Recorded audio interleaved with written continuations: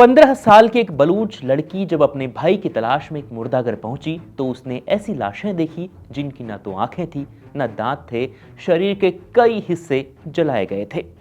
लेकिन जब वो उस नर्क से बाहर निकली तो उसने राहत की सांस ली।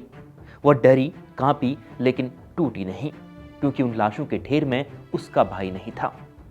लेकिन वहां जिन लोगों की भी लाशें थी, जिन लोगों के शव थे, वो सभी बलूच थे। और शायद उनकी भी तलाश में कईयों की जिंदगी बीत रही होगी। अब हाथों में अपनों की तस्वीर लिए ये बलूच औरतें अपने भाई, शौहर या फिर कोई अपने पिता की तलाश में भटक रहा है। आज से करीब 4 दिन पहले बलूचिस्तान के अलग अलग इलाके में 5 मर्दों के शव बरामद हुए थे। जिनके शव मिले उसमें किसी को आखिरी सांस तक प्रताड़ित किया गया था तो किसी को गोली मारी गई थी। लेकिन यह नरसंहार कोई नया नहीं है। बलूचिस्तान में पाक सरकार के खिलाफ बोलने वाले हजारों मर्दों को पाक सेना ने गायब किया, उन्हें डिटेंशन सेंटर में रखा, प्रताड़ित किया और फिर मार दिया।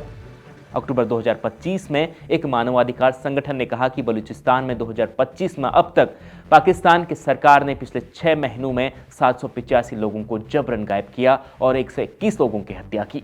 लेकिन बलूचों पर उन्हीं के देश में यह अत्याचार क्यों हो रहे हैं? क्या अब बलूचिस्तान पाकिस्तान के हाथ से फिसलने लगा है? इन तमाम सवालों के जवाब आपको देते हैं और पूरी बात आपको बताते हैं।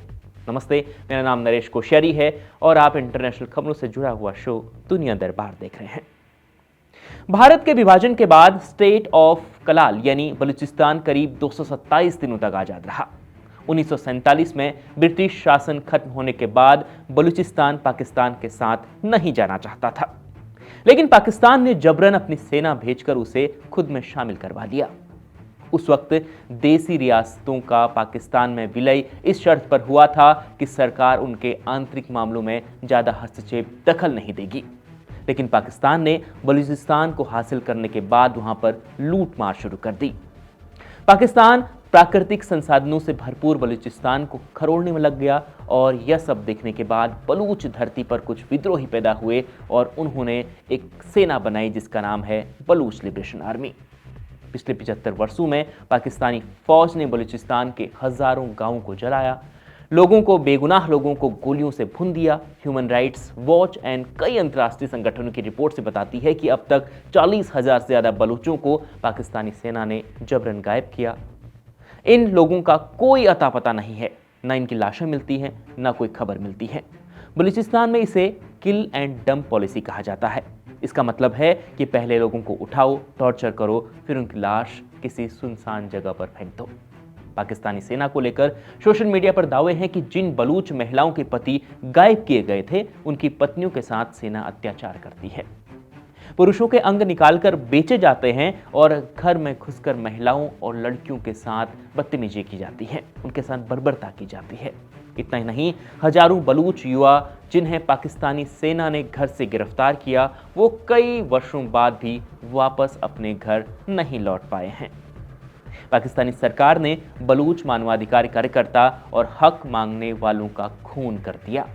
बलूचिस्तान में कई सामूहिक कब्र भी मिलते हैं जहां दर्जनों बलूचों को मारकर दफना दिया गया था। लेकिन अब बलूचिस्तान आजाद हो सकता है। हालांकि इस पर अभी भी कई प्रश्न चिन्ह हैं, लेकिन कई संगठन ये दावा कर रहे हैं कि पाकिस्तान फिर से टूट सकता है। लेकिन अगर ऐसा होता है तो इसके पीछे क्या कारण होंगे, आइए इस पर भी थोड़ी बहुत चर्चा करते हैं। बलूचिस्तान पाकिस्तान के 4 प्रांत सिंध, पंजाब और खैबर पख्तूनख्वा में से एक है। लेकिन पाक सरकार ने बलूचों को सरकार में भागीदारी ना के बराबर दी है, जबकि पाकिस्तान की 44% जमीन बलूचिस्तान का ही हिस्सा है। बलूच जनजाति के लोग यहाँ हजारों सालों से रहते हैं। उनके यहाँ पश्तून दूसरी सबसे बड़ी संख्या पश्तूनों की है, लेकिन यह इलाका गैस और प्राकृतिक संसाधनों से बहुत ज़्यादा भरपूर है, जिससे पाक सरकार दूसरे देशों को इस वक्त बेच रही है। चीन और अमेरिका को खुद भी पैसा कमा रही है और बलूचों को वहाँ कुछ नहीं मिल रहा। लिहाजा 2 विद्रोही संगठन वो बलूचों के हक की लड़ाई लड़ रहे हैं, जिसमें पहला है BLF और दूसरा है BLA। ये संगठन बलूचिस्तान की आज़ादी की मांग करते हैं, लेकिन इन्हें आज़ादी तब मिलेगी जब कोई दूसरा देश इनका समर्थन करें, क्योंकि इनकी अभी इतनी ताकत नहीं है कि वो पाक सेना से लड़ पाए। बलूचिस्तान से ठीक सटा हुआ इलाका ईरान का है और BLA और BLF कभी कभी ईरान में भी अपना ठिकाना बनाते हैं। ईरान ने कई बार पाकिस्तान के इस इलाके में हमला भी किया था। साल 2024 की 16 जनवरी को ईरान ने सब्जकोह नाम की एक जगह पर ड्रोन और मिसाइलों से हमला किया। तभी से अब पाकिस्तान भी अलर्ट है और विदेशी शक्तियों को बलूचों से अलग करने की कोशिश करता है। उसको डर है कि अगर विदेशी शक्तियां अगर बलूचों के साथ मिल गई तो ये हिस्सा उससे अलग हो जाएगा। तभी वो बलूचिस्तान में किसी भी बाहर के देश का हस्तक्षेप नहीं चाहता है और उसके लिए लड़ाई लड़ता है। अब आपको क्या लगता है, क्या बलूच आज़ाद होंगे या नहीं? अपनी राय कमेंट बॉक्स में ज़रूर दें और जिस तरीके से पाकिस्तानी सेना वहां पर अत्याचार करती है इस पर आपकी क्या राय है कमेंट कर ज़रूर बताएं और देश दुनिया की तमाम खबरों के लिए देखते रहें इंडिया.com।